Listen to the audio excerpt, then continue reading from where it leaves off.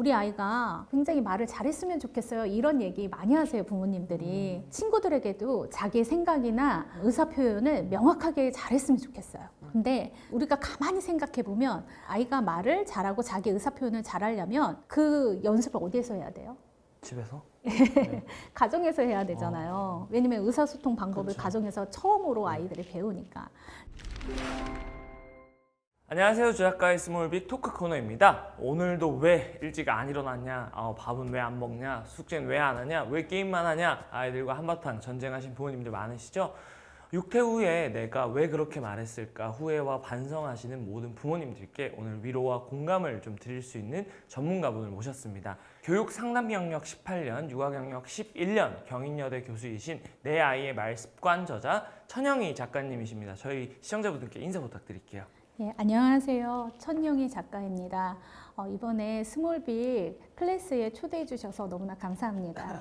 제가 알기로 이제 18년 동안 교육 상담을 해오셨고 또 이제 두 아들의 엄마로 이제 11년째 육아를 하고 계신데 내 아이의 말습관이라는 제목을 이렇게 좀 정하신 이유가 있으신지. 제가 엄마이기 전에 이제 상담했던 사람이잖아요. 네. 그러다 보니 양육을 잘 해낼 거라고 제가 생각했었어요. 그리고 이제 첫째 아이를 키울 때는 실제로 교과서대로 잘 양육했다라고 생각을 하고 잘 했었어요. 네. 그런데 둘째 아이가 태어나면서 조금 까다롭고 예민한 아이였어요. 그러다 보니까 당황스럽고 만만치 않더라고요. 부모님들에게 제가 늘 코칭하고 이야기할 때는 시간이 걸리더라도 기다려주고 여러 가지 방법과 팁과 이런 조언들을 했었거든요. 근데 막상 둘째 아이가 싫어, 미워, 다 내가 할 거야 이런 상황 안에서 아이의 말을 온전히 잘 들어주고 그 아이의 마음을 잘 읽어주는 것들이 저도 엄마다 보니까 감정이 요동치기도 하고 조절하는 데 굉장히 어렵더라고요. 그런 계기를 통해서 제가 저와 비슷한 엄마들이 어떻게 해결하는지 볼 때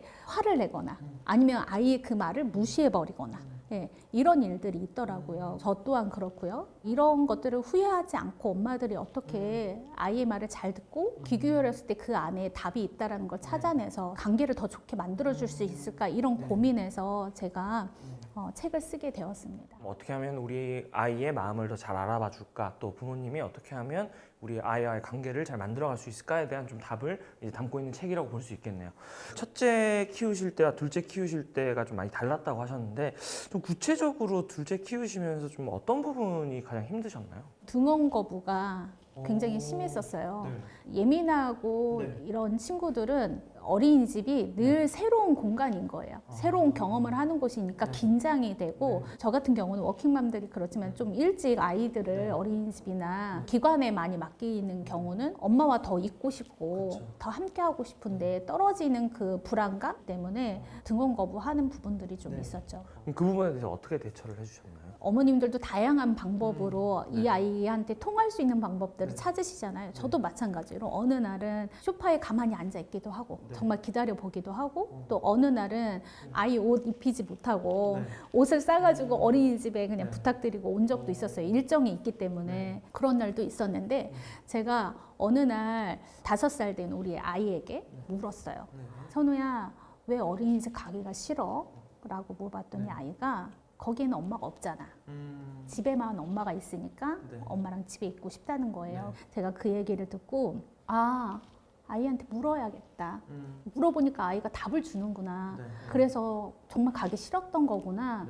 엄마가 몰랐다. 제가 또 한 발자국 더 나아가서 얘기해 줬던 것이 있어요. 그게 뭐냐면 엄마는 너랑 같이 어린이집에 없지만 엄마는 일하는 동안에 너를 계속 생각하고 있어. 그랬더니 자기도 엄마를 어린이집 가서 생각하겠다고 하더라고요.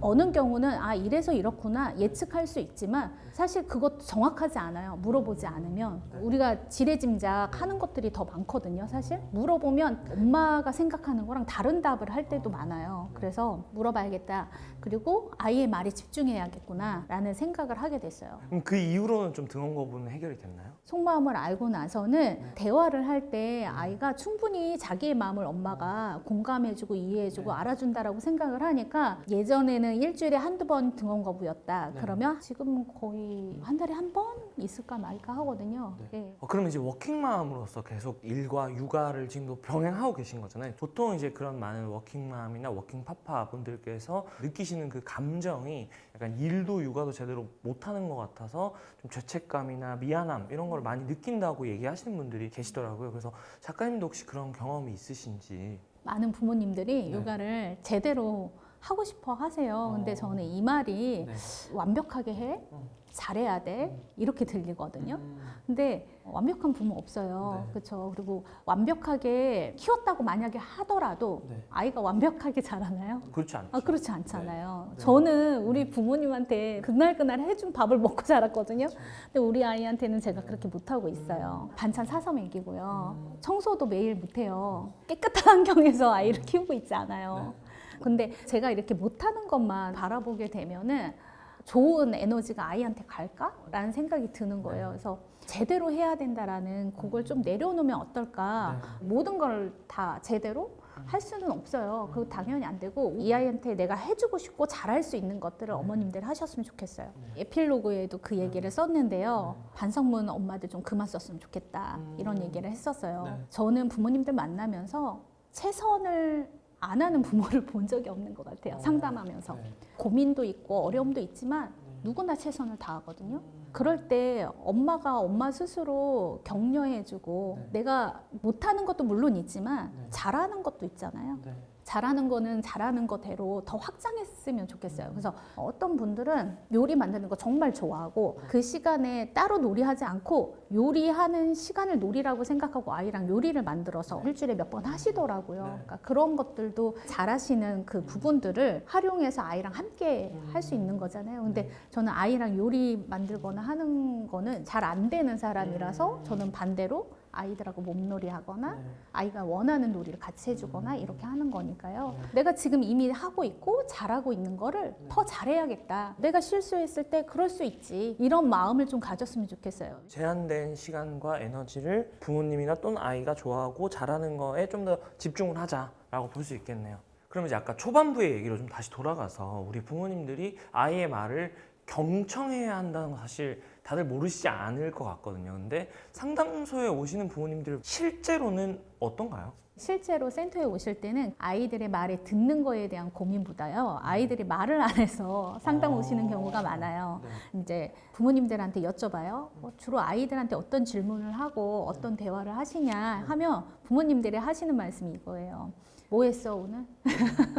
뭐 하고 놀았어?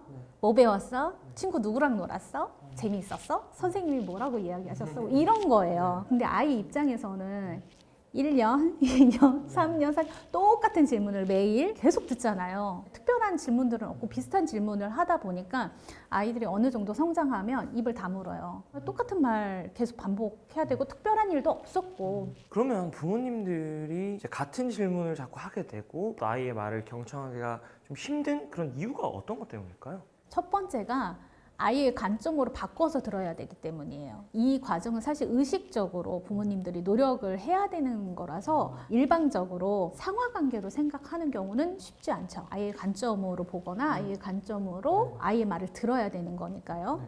두 번째는 우리 아이가 굉장히 말을 잘했으면 좋겠어요. 이런 얘기 많이 하세요, 부모님들이. 친구들에게도 자기의 생각이나 의사표현을 명확하게 잘했으면 좋겠어요. 근데 우리가 가만히 생각해 보면 아이가 말을 잘하고 자기 의사표현을 잘하려면 그 연습을 어디에서 해야 돼요? 집에서? 가정에서 해야 되잖아요. 왜냐면 의사소통 방법을 그렇죠. 가정에서 처음으로 아이들이 배우니까. 그런데 이런 기회를 아이들이 많이 못 가져요. 집에서 대화를 안 하고 자기의 생각을 표현하는 연습이 안 되어 있는데 그걸 어떻게 사회에 나가서 잘 할 수 있나요? 우리 아이가 말을 잘하고 똑부러지게 자기 의사표현을 하기 원하면 사실 가정에서 부모님들이 해주셔야 되는데 아이가 잘했으면 좋겠는 거예요. 근데 부모로서 내가 잘 들어줄 자세나 태도는 준비가 되어 있지 않는 거죠. 그리고 이제 세 번째는 아이의 말에 크게 관심을 갖지 않는 경우들이 있어요. 아이들 중에 되게 호기심 많은 아이들 같은 경우는 엉뚱한 말 같은 거 해요. 그 엉뚱한 말도 들어주셔야 되는데 이미 엉뚱하다라고 생각하는 거예요. 그러면 쓸데없는 소리 하지 말고 방에 들어가서 공부해. 이렇게 되는 거예요. 그러니까 아이가 어떤 엉뚱한 말을 해도 어머 너무 재밌는 말이다. 반응을 잘 해주시고 그 말도 재미있게 받아주시면 거기서부터는 이제 소통이 되고 대화가 되고 아이의 말을 듣는데 도움이 되는데 보통 엉뚱한 말을 하거나 그러면 부모님들 입장에서는 이 말을 들을 필요가 없다라고 생각하는 거죠. 거기서부터는 이제 경청이라는 게 어려워질 수 있겠죠. 그리고 이제 부모님들이 못하는 것 중에 하나가 어떻게를 좀 들어주셔야 되는데 무엇을 듣는 거예요. 학교에서 무슨 일이 있었는데 엄마 친구가 이렇게 해서 나 화났잖아 이런 얘기를 하면 꼬치꼬치 물어보죠. 걔 몇 살이니? 네. 몇 학년이니? 네. 누구니? 내용을 물어봐요. 네. 근데 그때 아이가 얘기했던 거는 뭐예요? 나 그렇게 해서 네. 속상했어. 네. 나 힘들었어. 네. 이 감정을 얘기하는데 네. 부모님들이 네. 들을 때 네. 내용을 듣는 거예요. 그러다 보면 내 마음을 충분히 부모님이 네. 들어주지 않았다. 네. 소통이 잘 안 된다. 네. 이런 마음들을 아이들이 갖게 되면서 입을 닫겠죠. 무엇보다는 어떻게라고 들어주는 부모님에게서 자란 아이들이 네. 말할 때 자신감도 네. 있게 되어지고요. 자신의 생각과 그리고 감정을 잘 표현할 수 있기 때문에요. 지금 이 아이의 감정은 어떨까? 이 아이의 생각은 어떨까? 이렇게 궁금해하시면서 질문하시면서 대화하시면 좋을 것 같아요.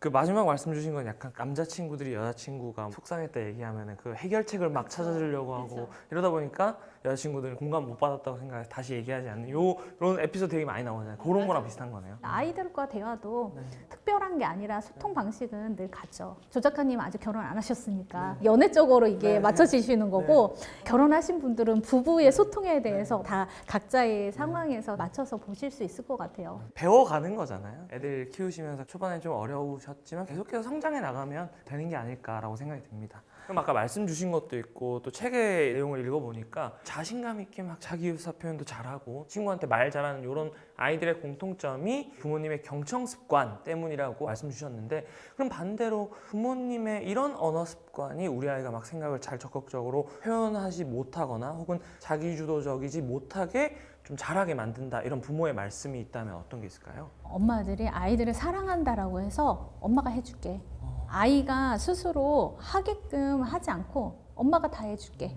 예를 들면 물을 엎질러요. 엄마가 닦아줄게 이렇게 할 수 있잖아요. 근데 그게 아니고 수건 여기 있어. 너가 엎질렀으니까 너가 한번 닦아. 괜찮아. 이렇게 하면은 아이가 스스로 본인이 실수한 거에 대해서 해결해 보는 경험을 할 수 있는데 엄마가 해줄게 하고 미리 해주시게 되면은 자기주도적인 부분에 안 좋은 영향을 미칠 것 같고요. 틀렸잖아. 이거 제대로 못하니? 이렇게 좀 정답만 요구하는 말 이런 말들이 또 아이들이 위축되면서 뭔가를 시도해보지 못하게 하는 말일 수 있을 것 같고요. 이건 이렇게 해야지 저건 저렇게 해야지 아이가 요구하지 않았는데 부모가 먼저 해야 되는 방식들을 다 안내해 주는 거 이런 것들도 아이들 자기주도 하는데 방해가 될 것 같아요. 그리고 이제 그만 얘기해 이제 들어가서 공부해. 자기가 얘기하고자 하는 얘기가 좀 뒤늦게 오는 아이들이 있잖아요. 쭉 얘기하다가 정말 엄마한테 하고 싶었던 거는 저 뒤에 있었어.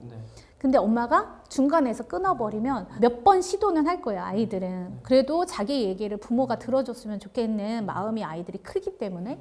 그런데 그게 몇 번의 거절감을 경험하게 되면 아이들은 도전이나 실패의 경험들 이런 것들을 경험하지 못하게 하는 말들이 될 수 있을 것 같아요. 부모님과 대화를 하면서 어릴 때부터 축적되어 온 경험들이 대화의 실패 경험이냐 아니면 저희 스몰빅 성공 경험, 성취 경험이 더 많으냐에 따라서 결국은 아이들이 어떠한 방향으로 성장해 나가느냐가 갈릴 수 있다라고 볼 수 있겠네요. 보통 이제 강의나 상담 많이 하시잖아요. 그래서 말씀드리면 좀 궁금했던 게 좀 부모님들은 그 작가님이 강의하시는 내용 중에서 가장 공감하시는 포인트 부분 혹시 있을까요? 어쨌든 육아 현장 안에서는 저 역시도 성장하는 과정 안에 있고 그리고 아이들을 알아가는 과정 안에 있고 이런 것들을 부모님들이 동일하구나. 또 하나는 제가 부모님들한테 하는 얘기가 있어요. 뭐냐면 이 세상에서 제일 힘들고 어려운 일은 육아라고. 그래서 가치가 있는 일이라고 이 일이. 제일 창의적인 일이에요. 육아라는 게. 네. 우리 창의적인 일을 하는 거가 제일 힘든 일이잖아요. 정답이 없으니까. 네, 정답이 없으니까요. 그거는 오로지 나와 우리 가정의 상황과 가족 구성원의 성격과 특징이 다 종합되어 있으니까 종합 예술인 거예요. 우리가 창의적인 거 만들어 나갈 때 고통이 다 따르거든요. 그거를 하나씩 하나씩 풀어갔어. 근데 새로운 이슈가 나오거든요. 왜냐면 엄마도 성장했지만 아이도 성장하면서 또 생각이 이야기가 또 바뀌어져 있어. 제가 5살 아이에게 등원 거부에 대해서 물어봤다고 했잖아요. 근데 지금은 물어보면 대답이 또 달라져 있어요. 그 1년 자랐기 때문에 생각의 이야기도 달라져 있거든요. 그러니까 계속 변화되어져요. 혁신의 혁신, 변화의 변화. 그리고 우리 가족은 또 새롭게 뭔가 창조적인 것들을 해 나가야 되는 거예요. 거기 육아에서. 그렇기 때문에 이 얘기를 했을 때 맞아. 육아서나 이론서는 큰 기둥이 될 수 있지만 우리 가족이라는 이 나무를 예쁘게 가꾸고 꾸미고 하는 거는 결국에는 우리 가족들이 다 만들어가는 거거든요. 그래서 이런 이야기들을 할 때 부모님들이 호응하고 공감해 주시고 그런 부분들이 있었던 것 같아요. 부모님들께 요거 기억하셨으면 좋겠다. 뭐 조언해 주실 만한 게 있을까요? 아이들이 말을 하기 시작하면서부터 싫어, 안 해, 엄마 미워 이런 말 하잖아요. 그래서 이럴 때는 어떻게 말해줘야 될지 또 어떻게 대처해야 될지 고민이 많으시더라고요. 그래서 양육에 어려움이 있을 때 상담을 오거나 육아서를 보거나 맘카페 이런 데 가서 서로 격려해주면서 또 정보를 찾으시잖아요. 그런데 쉽사리 우리 아이랑 딱 맞는 사례는 없어요. 왜냐하면 엄마도 다르고 아이의 기질도 조금씩 다르고 상황도 다르고 하기 때문에 적용하기가 어려운데 그럴 때 부모님들이 우리 아이가 왜 이런 말을 할까? 아이에게 물어보시고 그리고 발달상에 아이들이 자주 하는 말들이 있거든요. 근데 제 책에는 33가지 말을 좀 담았어요. 제가 그래서 아이들이 기질적으로 많이 하는 걸 좀 묶었고 그다음 발달상에 유아, 영유아부터 초등 저학년까지 자주 하는 말들을 좀 담았거든요. 그래서 책을 보면 아이가 왜 이런 말을 할까에 대한 어떤 속마음이나 이런 아이들에게 어떻게 좀 대처해주고 방법적인 것도 제가 제시해놨거든요. 그래서 그런 부분들을 책을 통해서 또 도움 받으실 수 있으실 것 같아요. 네.